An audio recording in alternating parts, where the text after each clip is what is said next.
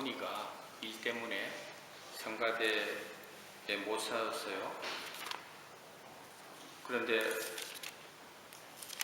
비공식 통신에 의하면은 다음 주부터 세명인계가 성가된다는 그런 이야기가 있던데 너무 기쁩니다. 세명인계 감사합니다. 지난 시간에 이어서 남유다의 세 번째 왕 아사에 대한 이야기를 말씀으로 준비해서 여러분에게 전합니다. 지난주에 말씀드린 대로 남쪽 유다의 세 번째 왕이었던 아사 왕, 솔로몬의 증손자라고 그랬죠. 아사 왕이 처음에 왕위에 올랐을 때는 정말 하나님 보시기에 선하고 정직하게 남쪽 유다 전역에서 우상숭배 제단을 무너뜨리고 그 다음에 막혀 있었던 하나님의 말씀을 다시 선포하게 하고 그 다음에 왕부터 모든 백성들이 부지런히 하나님을 다시 찾게 만드는 이른바 종교개혁을 일으켰습니다. 그럴 때에 하나님께서 너무 기뻐해서 아사왕 10년 동안에 전쟁도 없고 평안하게 왕권도 지켜주고 남쪽 유다도 지켜주었다. 그런 이야기를 제가 말씀으로 전했습니다. 또 애굽의 세라 왕이 병거 300대, 요즘으로 말하면 최신형 탱크입니다. 병거 300대를 앞세우고 100만 대군이 남쪽 유다를 침략해 왔을 때도 하나님을 견고하게 의지했던 아사 왕의 믿음으로 인해 하나님께서 대신 100만 대군을 물리쳤던 일도 아사 왕 때에 일어났습니다. 그만큼 아사 왕은 놀라운 하나님의 이적을 직접적으로 체험했던 그런 왕이었습니다. 그러나 유감스럽게도 거의 말년에 이르러서 좀 더 정확하게 표현하면은 오늘 본문에 나와 있는 대로 아사 왕이 41년을 왕위에 있었는데 오늘 본문 역대하 16장 1절에 보니까 그가 왕위에 있은 지 36년째부터 아사 왕의 신앙에 뭔가 심각한 문제가 생기기 시작했다. 그걸 우리가 오늘 본문을 통해서 발견할 수가 있습니다. 우리가 오늘 불렀던 찬송 가운데에서 무슨 일을 만나도 주를 의지해야 된다. 그리고 또 찬송가 342장에 나와 있는 대로 우리 구주의 힘과 그의 위로를 빌라 주님 내 편에 서서 항상 도우시네. 우리 이 찬양의 가사처럼 한번 주님 앞에 마음을 딱 정했으면은 그까지 가면 얼마나 좋겠어요.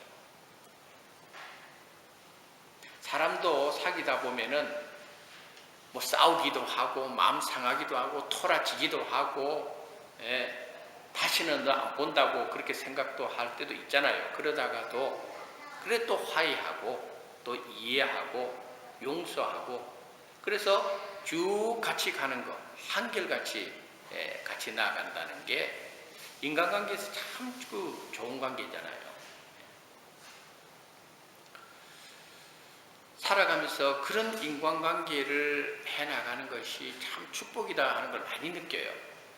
또 목회 현장에서도 한번 마음을 정하고 주님을 섬기기로 했다 하면은 무슨 일이 있어도 주님을 앞세우고 인내하고 주님의 교회에 충성한다는 것. 참 행복한 신앙인이라고 봐요. 그런데 오늘 이 아사 왕이 처음에는 그렇게 하나님 앞에 선하고 정직하게 하나님을 기쁘게 했고 또 하나님의 특별한 이적을 체험했던 그런 대표적인 선한 왕이었는데 그의 왕권이 36년째 들어서부터는 아사 왕의 영적인 상태가 불량해지기 시작했다.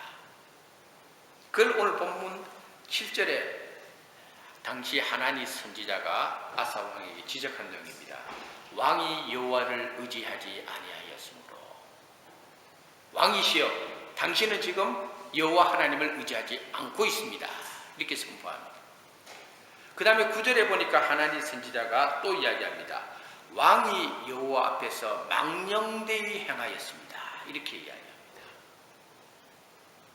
이 두 구절 속에 당시 아사 왕의 신앙의 상태, 영적인 상태, 이게 아주 적나라하게 함축적으로 표현되어 있습니다.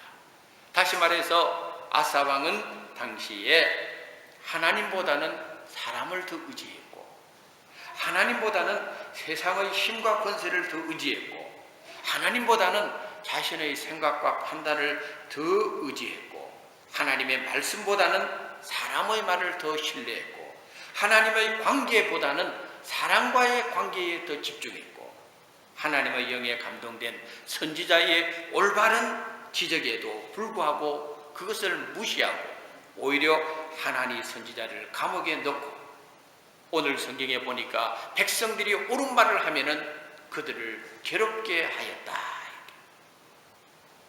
그만큼 아사 왕이 불신앙인의 모습으로 바뀌고 있다는 것을 성경이 증거하면서 오늘 이 시간 함께 은혜를 나누고자 하는 제목은 아사 왕의 불신앙입니다. 첫째로 아사 왕의 불신앙이 왜 나타났느냐에 대해서 오늘 성경은 당시의 북이스라엘 왕 바아사가 남쪽 유다의 라마라고 하는 성을 침략하면서 아사 왕의 불신앙이 본격적으로 나타나기 시작했다. 당시에 남쪽은 유다가 통치했고 아사 왕이 통치하고, 북쪽은 북이스라엘의 바아사 왕이 통치를 했어요. 참 재미있죠. 남쪽 이름은 아사고 북쪽 왕 이름은 앞에 바자만 붙이면 돼요. 바아사 왕이었어요. 그런데 바아사 왕이 어느 날 남쪽 유다의 성읍인 라마를 군대를 이끌고 공격을 하게 되었습니다. 이 라마라고 하는 지역은 예루살렘 북쪽으로 약 8km 정도 떨어져 있는 성읍이었어요. 그러니까 당시에 예루살렘이 남쪽 유다의 도시, 수도였고, 그 예루살렘에는 신앙의 근거지인 예루살렘 성전이 있는 곳이에요.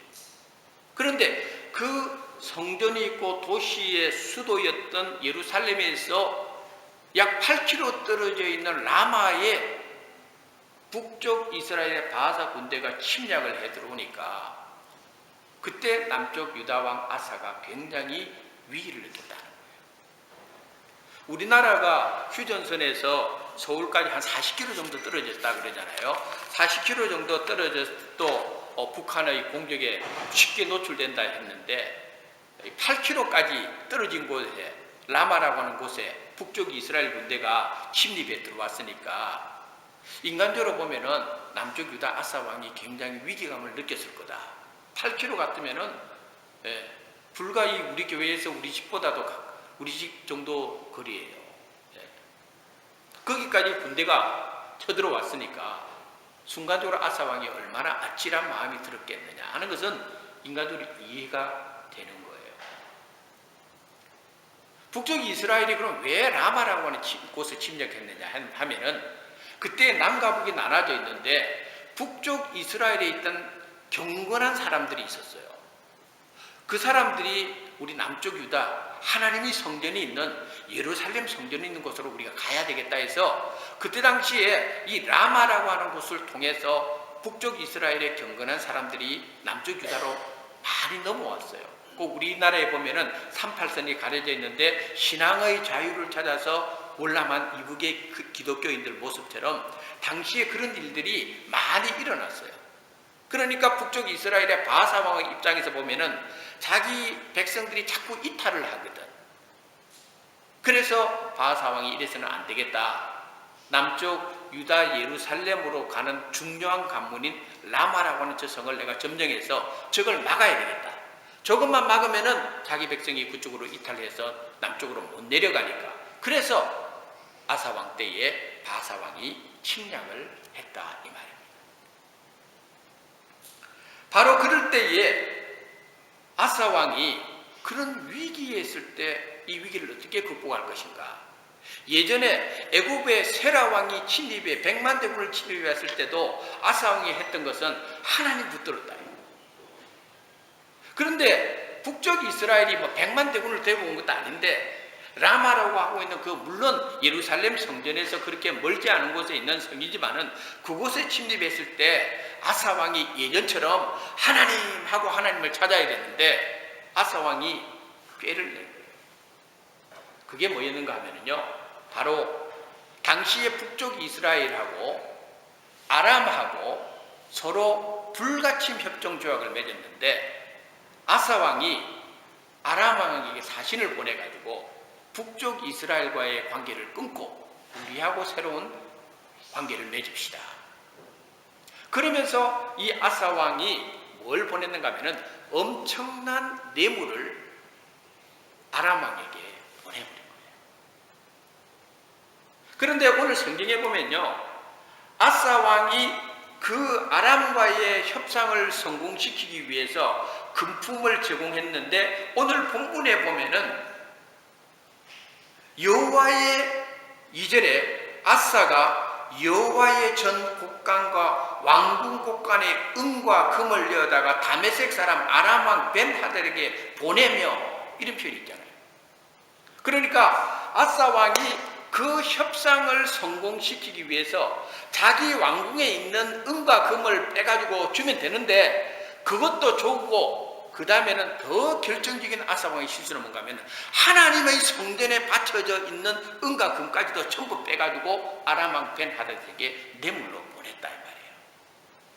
심각한 문제죠. 위기를 극복하기 위해서 오늘날도 이런 경우가 많아요. 교회 안에서 교회가 어떤 위기에 직면했을 때에 하나님 앞에 받쳐져 있는 헌물을 가지고 그 위기를 세상적인 방법으로 해결하려고 하는 방법, 그게 있어요. 아사 왕만 그런 것이 아니고 오늘날 교회 안에서도 이런 경우가 있다 이 말입니다. 세상 법정에서 목회자의 비리를 숨기기 위해서, 교회의 비리를 숨기기 위해서, 교회의 위기를 막기 위해서 하나님 앞에 바쳐져 있는 헌물까지도 들어 빼앗아가지고 그것을 내어놓는 거예요. 얼마나 불경건한 모습인지 몰라요. 이 여호와의 성전에 바쳐진 것은 그 앞에 역대하 15장에 보면요, 아사 왕이 신앙적으로 굉장히 성령 충만할 때 다 하나님 앞에 바쳤던 거예요. 자기가 다 바쳤는데 자기가 이제 그런 북이스라엘의 공격을 받으니까 그 위기를 벗어나기 위해서 받쳐져 있는 여호와의 성전에 보관되어 있는 은금까지 전부 다가 들고 나와가지고 아람 왕 벤하닷에게 보내버렸다. 그랬더니 뇌물을 받은 아람 왕 벤하닷이 안면을 싹 바꾸고 북이스라엘과 불가침 협정조약을 맺었던 걸 딱 파기시키고 남쪽 유다 왕 아사 왕과 손을 잡고 아람 왕이 북이스라엘을 공격을 했다는 거예요. 그랬더니 북이스라엘 입장에서 볼 때는 우리하고 불가침 조약을 맺었는데 한순간에 아람의 마음이 싹 바뀌어가지고 공격을 하니까 바하사왕, 북이스라엘의 바하사왕이 남쪽 유다 라마 공격하던 것을 순간적으로 멈추고 철수를 해버린 거예요.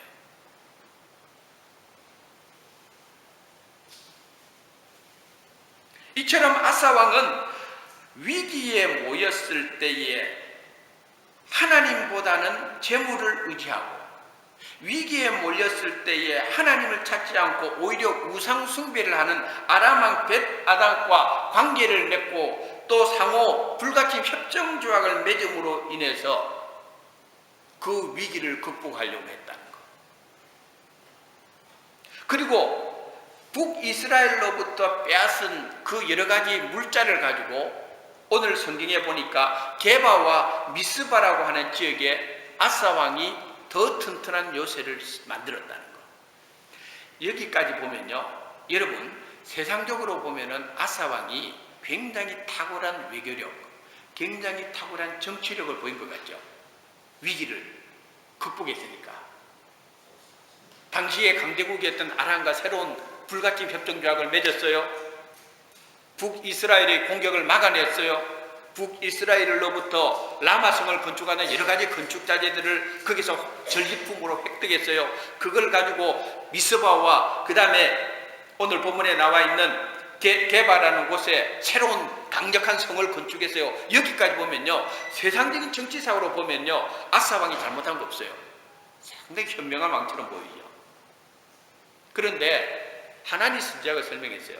당신은 왕으로서 국가적인 위기가 닥쳤을 때에 하나님을 의지하지 않고 여호와 앞에서 망령되이 행했다고 지적해요. 젊은 시절에는 정말 순수한 마음으로 하나님만을 간절히 바라면서 살다가도 점점 세상살이에 깊이 들어가다 보면은 하나님보다 더 내 눈에 믿음직하게 보이는 것들을 의지하기 시작하는 것. 그게 불신앙으로 나아가는 징조예요.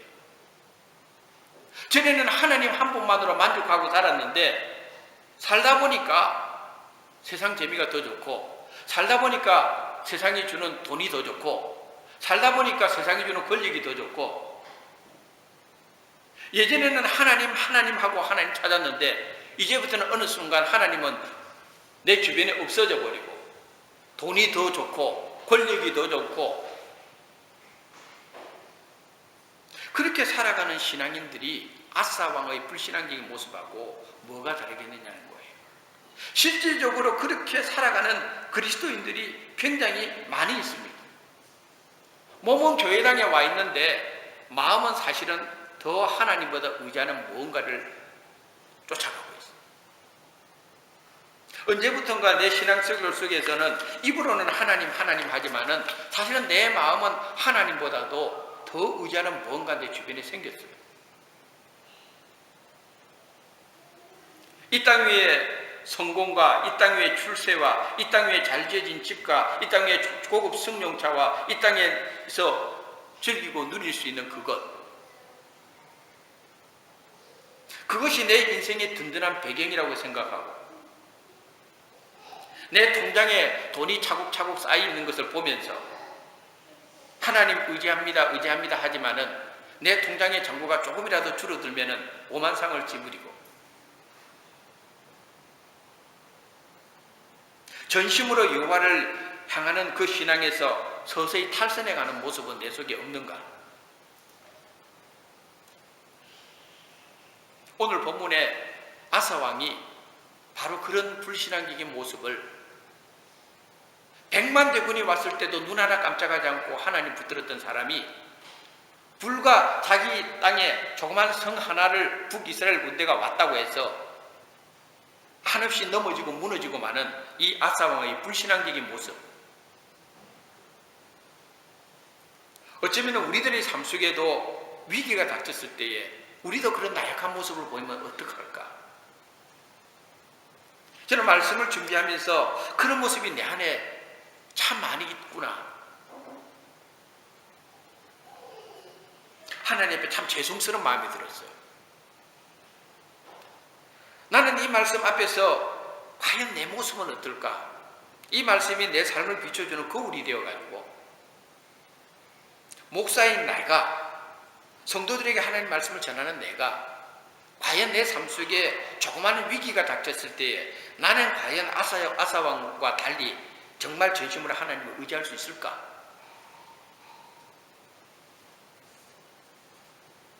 하나님 앞에 참 부끄럽고 죄송스러운 마음을 금할 수가 없으면서, 그럼에도 불구하고 우리 삶에 어떤 위기가 오든지 어떤 상황에 있든지 우리가 붙들어야 될 분은 그것이 위기가 큰 것이든 작은 것이든 그 여부와 관계없이 우리는 늘 하나님만 바라보고 살아야 된다는 것. 그게 바로 오늘 성경 말씀이, 또 오늘 2014년 8월 24일에 하나님께서 저와 여러분에게 들려주시기를 원하는 당신의 뜻이고 당신의 말씀이라는 것을 우리는 놓치지 말아야 되지 않겠느냐. 두 번째로 아사 왕의 불신앙은 선지자 하나니의 경고를 무시하고 하나님의 뜻을 올바로 선포하는 사람을 학대했다는 것이 아사 왕의 불신앙의 모습입니다. 7절부터 10절까지 그 내용이 잘 소개되고 있어요. 어떻게 보면은 뭔가 잘못된 길로 나아갈 때에 바른 말을 해줄 수 있는 사람이 옆에 있다는 것은 축복이에요. 대개 세계사의 흐름을 보면은 어느 제국이든지 어떤 나라든지 리더가 잘못되고 있을 때 방치하는 것은 결국 망하더라고. 그러나 망할 때 망하더라도 리더가 잘못된 것을 가고 있을 때 잘못됐습니다. 그건 하나님 뜻이 아닙니다. 그건 하나님 원하는 방법이 아닙니다. 돌이키십시오 라고 말할 수 있는 사람이 주변에 있다는 것은 그 리더에게는 축복이다. 아사 왕에게는 당시에 하난이라고 하는 충실된 이 선지자가 있었다는 거예요. 이 하난이 선지자가 아사 왕을 보니까 어느 때부터 아사 왕이 변질되기 시작합니다.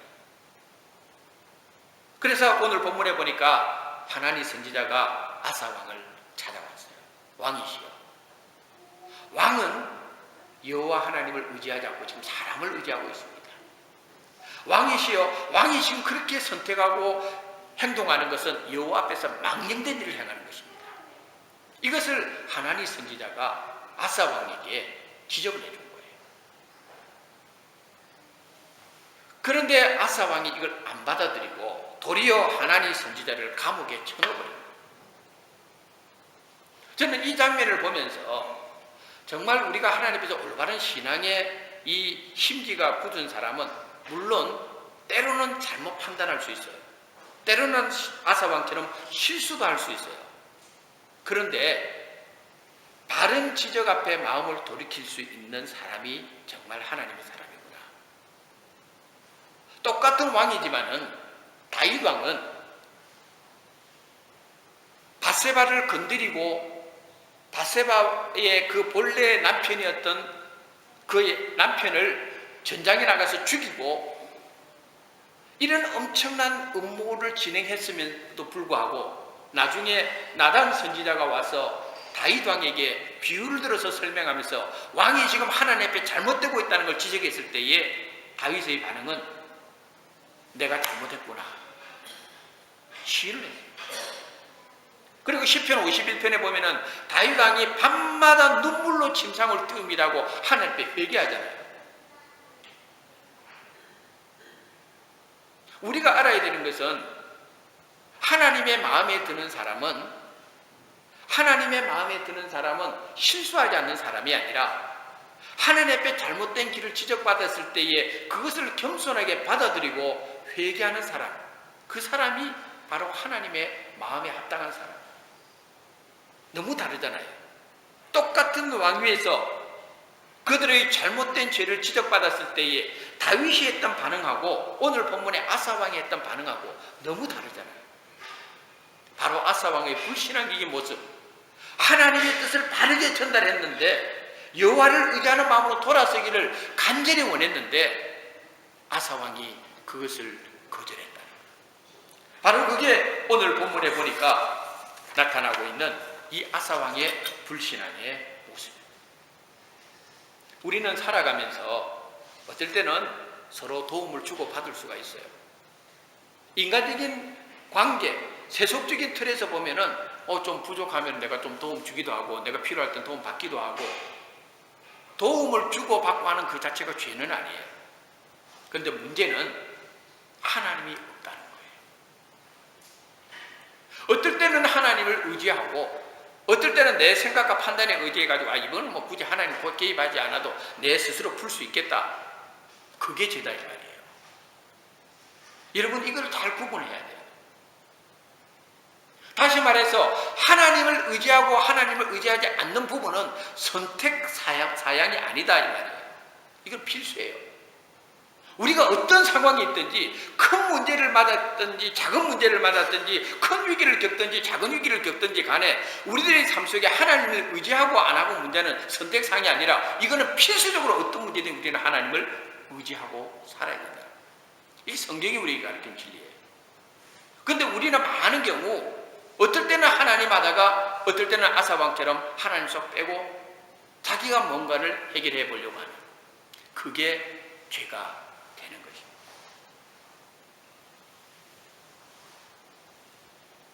하나님은 저와 여러분이 필요할 때만 의지하고 또 필요하지 않을 때는 의지하지 않아도 되는 그런 분이 아닙니다. 하나님은 우리가 어떤 상황에 있든지 절대적으로 의지해야 될 분이 하나님이다. 마지막으로 오늘 본문이 우리에게 주는 교훈은 불신앙적인 모습으로 살아도 잘 풀릴 때 그것은 축복이 아니라 저주다. 이걸 우리가 알아야 돼요. 여러분, 어떨 때는요, 우리가 신앙생활을 해나갈 때에 내가 신앙적으로 기도도 하지 않고 내가 하나님 말씀도 멀리하고 내가 하나님 앞에 예배도 잘 안 드리고 내가 하나님 앞에 받은 축복도 하나님 앞에 돌리지 않고 감사하지도 않고 이러는데 일이 잘 풀릴 때가 있어요. 혹시 여러분 가운데 그런 분 있나요? 네? 이상하게 일이 잘 풀려. 이상하게. 그런 날 뭐 하나 긁으면 또 걸려. 그런 날 희한하게 뭐 경품 뽑으면 또 경품도 당첨돼. 뭐 그런 적 있어요, 여러분. 네? 아이고, 뭐, 경품이라도 뭐, 하다못해 팝콘 하나라도 내 인생에 당첨된 적이 없다는 분이 있는지 모르겠는데, 어쨌든 간에 이상하게 나는 분명히 내가 영적으로 지금 바로 서 있는 관계가 아니야, 하나님과. 내가 지금 영적으로 굉장히 심각한 문제가 있는 사람이야. 그런데 일이 잘 풀린다. 어떻게 생각하세요? 아사왕이 지금 그런 상태예요. 앞에도 말했죠. 하나님과의 관계가 다 무너지고 사람을 의지하고 하는데 적어도 눈으로 드러나 있는 정책적인 부분은 훨씬 좋아졌어요. 라마성 빼앗길 뻔했는데 오히려 전리품 획득하고 자기들하고 대적관계였던 아람하고 관계가 회복되고 자기들을 침략했던 북이스라엘을 물리치고 그들로부터 뺏은 전리품 가지고 더 강력한 요새의 성을 더 쌓았고 두 개나 더. 일이 굉장히 잘 풀리는 것 같잖아요. 근데 이게 축복이겠느냐는 거예요. 아니에요. 왜 축복이 아니냐를 하나님 선지자가 가르쳐줘요. 실제 당신은 눈으로 보이는 당신 뜻대로 되는 것 같지만 왕 당신 뜻대로 되는 것 같지만 아닙니다. 하나님 선지자가 하나 선포합니다. 아람 왕이 아람의 군대가 왕의 손에서 벗어났나이다. 이 표현을 써요. 무슨 이야기인가 하면요. 요 말 한마디에 굉장히 중요한 게 있어요. 왕이 하나님을 변함없이 의지했다면은 하나님께서 아람 군대를 왕의 손에 붙여버린다는 거예요. 성경에 보면은 하나님께 붙임을 받는 일이 있어요. 다윗 왕 그런 시험 많이 했죠. 다윗이 하나님 앞에 위기를 당겼을 때 하나님 아버지 이 전쟁터에서 블레셋 군대를 내 손에 붙이겠나이까 이 전쟁을 내 손에 붙이겠나이까 할 때 하나님 뭐라 합니까? 다윗아 나가라 블레셋 군대를 내 손에 붙여주겠다. 그러면 어떻게 돼요? 승리하는 거죠. 왜? 하나님이 붙여주셨기 때문에. 하나님이 대적을 당신이 사랑하는 백성의 손에 붙여주면요 그 대적이 아무리 강해도 하나님의 백성을 이길 수가 없는 거예요.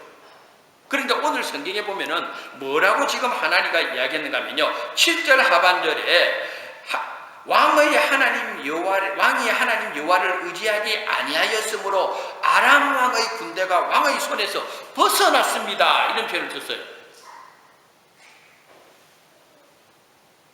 아사 왕이 하나님 앞에 바르게 섰으면요 하나님께서 아람 왕의 군대조차도 아사 왕에게 손아귀에 딱 붙여서 이 남쪽 유다를 이기지 못하게 만들어준 거예요. 하나님 이런 계획을 하나님 이런 플랜을 짜놨다 이 말이에요. 그런데 하나님을 불신함으로 말미암아 왕의 손에서 아람 왕의 군대가 벗어난 거예요. 붙들어줬는데 하나님께서 붙여줄 기회까지 잡았는데 벗어나게 만들어요. 여러분 하나님께서 여러분 한 사람 한 사람을 위한 하나님 놀라운 축복과 계획들이 있다는 걸 알아야 돼요. 여러분들이 모르는 여러분들이 생각하지 못했던 하나님의 축복이 예비되어 있는 거예요. 그런데 우리가 그 축복을 내 손에 딱 붙들 수 있는 비결은 하나님을 신뢰하고 붙들고 나가는 길밖에 없어요. 그런데 하나님께서 다 이렇게 예비해놓고 준비해놓고 이제 결정적으로 붙일 때만을 하나님께서 기다리고 있는데 그 순간을 놓쳐버리는 사람, 아사 왕처럼 하나님께서 여러분들을 축복의 그 품목들을 예비해 놓고 계시는데 그걸 여러분의 손에서 지금 딱 해놓은 거예요. 내가 모르는 거지. 아사왕이 손에 붙여놓은 거예요. 지금 아람왕의 군대조차도. 그런데 불신앙적인 모습으로 나가니까 여호와의 하나님께서 아사왕의 손에서 이걸 그냥 벗어나게 해버린 거예요. 여러분의 손에서 축복의 이 아이템들이 벗어난다고 생각해 보세요. 그래서 우리가 여호와 하나님을 변함없이 신뢰하고 나아가는 것이 그래서 소중한 거예요. 여러분 눈에 보이는 것 따라가지 마세요. 눈에 보이는 것은 잠시예요. 눈에 보이는 여러분이 잘 되는 것 같은 그 축복은 축복도 아니에요. 정말 예비 두신 하나님의 축복, 그거는요 여러분들이 신앙적으로만 살아가고 신앙적으로만 결단하면요 그 축복은 다른 누구도 빼앗아갈 수 없는 여러분의 손에 하나님 딱 붙여놓은 거예요. 여러분 이걸 믿으시면 아멘 하십시오. 여러분 이걸 믿으시면 아멘 해야 돼요. 말씀의 결론을 여러분에게 맺겠습니다. 우리나라 노래 중에서 옛날 노래 중에 아리랑 노래가 있잖아요. 아리랑 아리랑 아라리요. 아리랑 고개를 넘어간다. 나를 버리고 가는 님은 심리도 못 가서 뭐가 난다 그랬어요? 네? 발병 난다. 발이 병난다. 예전에 나 그 노래 그냥 대충 들었는데 참 그 의미가 신앙적인 의미가 담겨 있다는 것을 저는 설교 준비합니다. 알았어요. 아사왕이 하나님을 버렸다 이 말이에요. 하나님을 버렸으니까 오늘 본문에 보면요. 아사왕이 36년째에 바로 북이스라엘 공격이 와서 그때 신앙적으로 흔들렸고 그때부터 신앙적으로 내리막길 가니까 아사왕 39년에 오늘 본문에 보니까 그 뒤에 나와요. 12절에 아사가 왕이 된 지 39년에 그의 발이 병들어 매우 위독했으니 이런 말. 발병이 난 거예요 정말. 왜? 아사왕이 주님을 버렸습니다. 발병이 나. 근데 여기에도 아주 재밌는 이야기가 있어요. 그 다음에 무슨 내용이 있는가 하면요. 발이 병들어 매우 위독했으나 병이 있을 때에 그가 여호와께 아니하고 의원들에게 구하였더라. 여전히 정신 못 차리고 있는 거예요. 여전히 요 12절에 있는 요 말씀도요. 여러분 잘 인식해 봐야 돼요. 뭔가 하면은 발에 병이 들어서 매우 위독하였으나 그가 여호와께 구하지 아니하였고 의원들에게 구하였더라는 이 말씀 속에는요 발이 병이 들어서 위독했지만은 아사 왕이 마음을 돌이키고 하나님 앞에 하나님 하고 찾았으면 하나님 이 병을 고쳐주셨다 이 말이에요. 그런데 이런 상황에서도 아사 왕이 여호와께 구하지 아니하고 의원들을 구했다. 여전히 하나님을 의지하지 않고 사람들을 의지했다 하는 이 아사 왕의 안타까운 내용이 오늘 성경에 기록되어 있습니다. 발에 병든 분들 혹시 여러분 이 말씀 붙들고 하나님 앞에 기도하십시오. 나도 발에 병이 들어가지고 지금 9월 11일 날 수술 날짜 잡아놨는데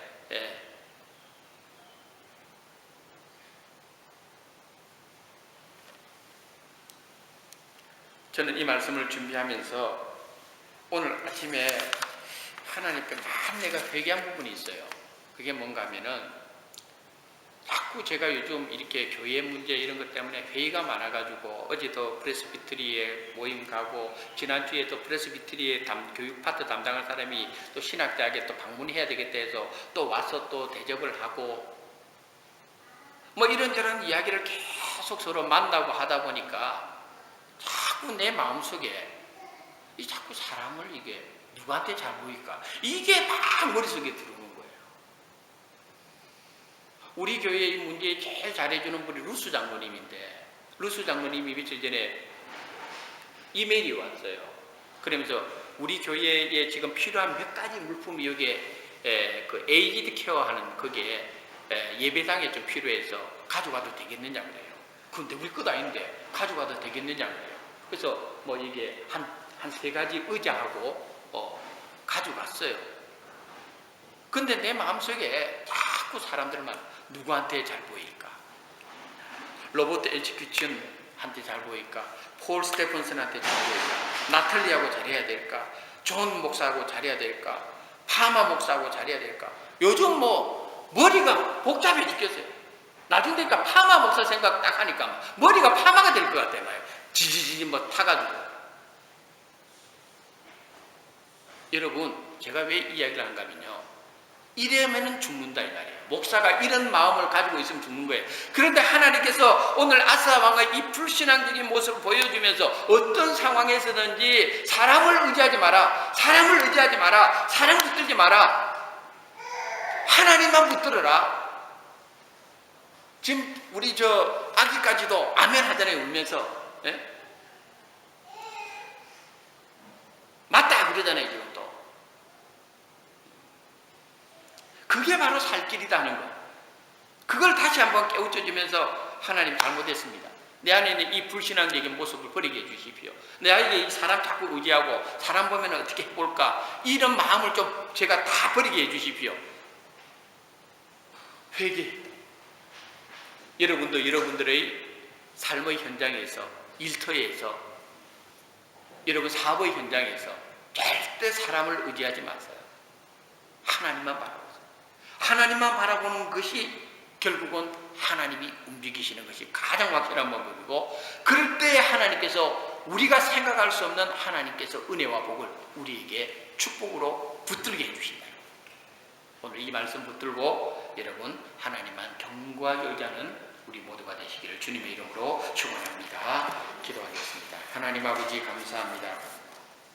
아사 왕의 안타까운 모습을 보면서 정말 우리가 하나님 앞에서 끝까지 하나님만 신뢰하고 나가는 것, 끝까지 하나님만 바라보는 믿음으로 산다는 것이 얼마나 소중한 것인가를 다시 한번 깨닫게 해주시니 감사합니다. 잠시 흔들린 부분이 있습니까?